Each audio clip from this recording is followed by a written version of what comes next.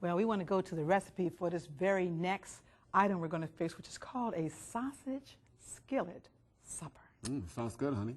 It calls for 2 tablespoons of olive oil, 1 onion chopped, 2 cups of mock sausage crumbled, 2 cups of water, 3 tablespoons of McKay's chicken style seasoning, 1 cup of melon seed pasta uncooked, 1 can of Italian diced tomatoes, 14 ounce, 1 can of black beans rinsed and drained, that's 15 ounces, 2 cups of broccoli florets, 2 tablespoons of parsley chopped, and 3 tablespoons of vegan Parmesan alternative. All right.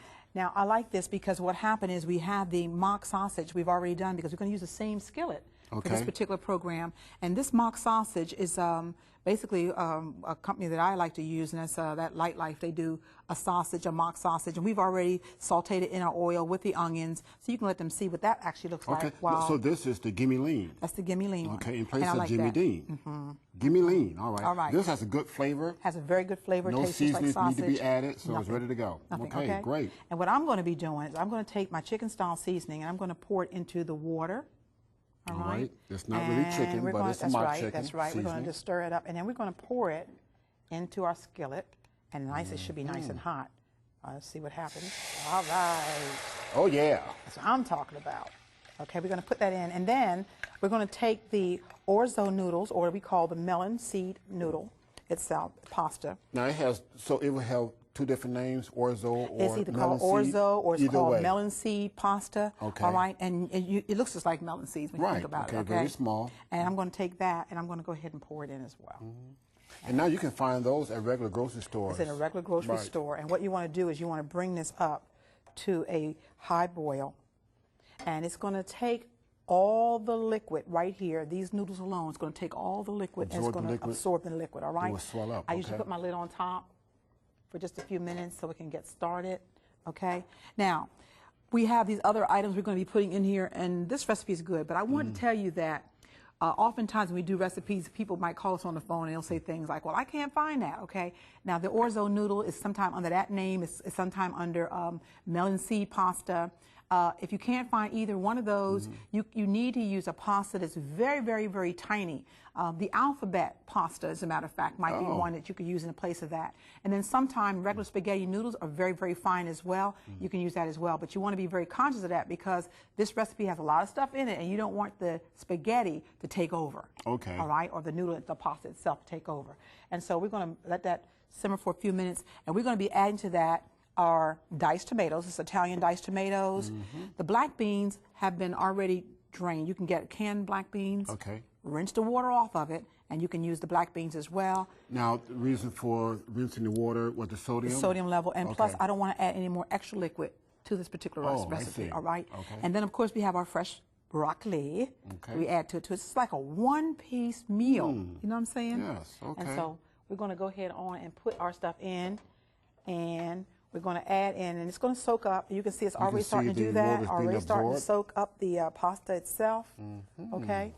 And then with that in mind, I'm going to go ahead on and put in our tomatoes, our stewed tomatoes, because all this is actually a one dish, and liquid is going to help all this out as well. Sausage skillet supper. Now, so this can be a supper. Oh, it can be a supper. All you have to do is just add a vegetable salad with it and have some bread, and you've got it going on. Okay. Let's go ahead and do the pasta. Let's do the sausage next, Curtis. Put that in. Now you have what, onions in here already? The onions as well? already in. Okay. And we're going to do that. It's best to have this frozen a little bit. It's easy to cut. No, not for this dish. Yeah, when you buy it in a store, it is. Sometimes it's frozen, but I like to freeze it, like you said, because if you freeze it, if you want to slice it for you can sausage, slice it for like sausage, in the morning. right? But for a dish like this, you just put it into a skillet with a little bit of olive oil, mash it down with a fork, and it will actually do the exact same thing as regular sausage does. Okay. It has a nice mouthfeel and texture and taste and everything. Yes, indeed. It goes very good with waffles and all that kind of stuff. But this is soy-based, zero cholesterol, zero saturated fat, very low fat overall. Now let's go ahead on and put in the black beans. Black beans, okay. Black beans. And it's very, very attractive looking. And then we're going to add in the broccoli.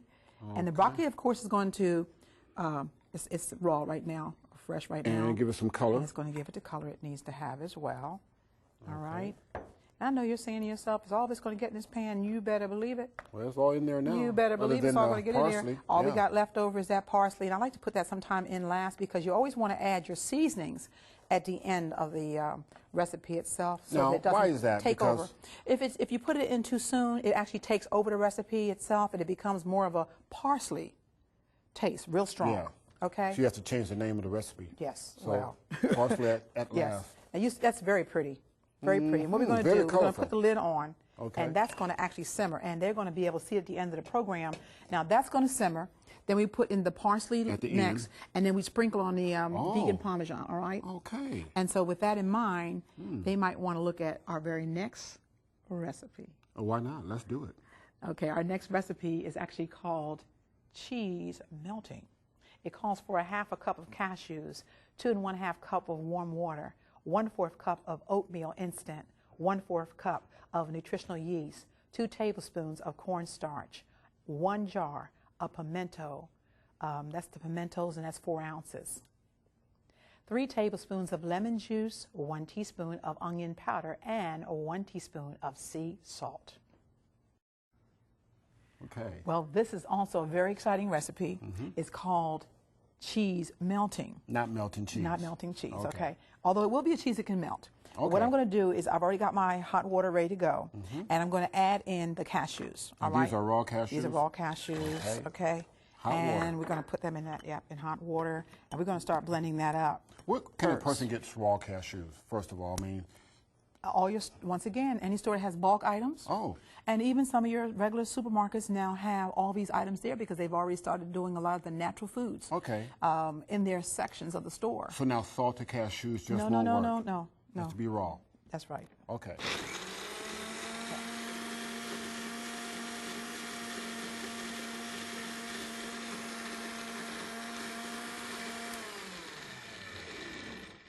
Now, I let this blend for a while, and it's going to get real, the actual cashews will blend into the water, and it will become thick, okay? We're going to blend it again, but this time when I blend it, I'm going to start adding in the lemon juice, and then I'm going to add in my nutritional yeast. I'm going to add the oats in. I'm going to add the cornstarch in. Just going to go down the line. Then I'm going to put the pimentos in because that's what's going to give us that color, like cheese. And then we're going to add the last one, which is the onion and also the salt. Did you want me to help you out with this? Absolutely. Let me just turn it back on first. I'm going to turn it on low this time so you can begin to add.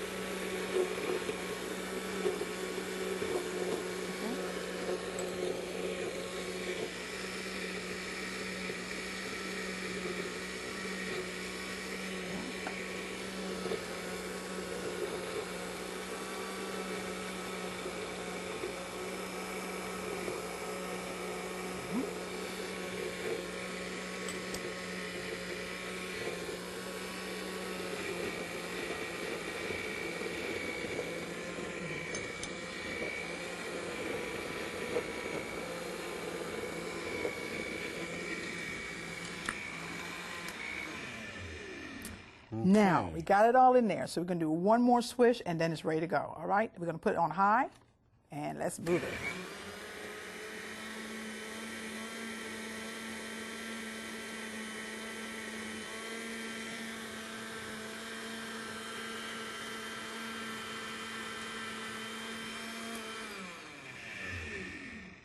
Now, if you find that when you're making this up that the cashews have not blended well, it's not a problem. Just put your lid back on and let it go once again until it gets very, very soft.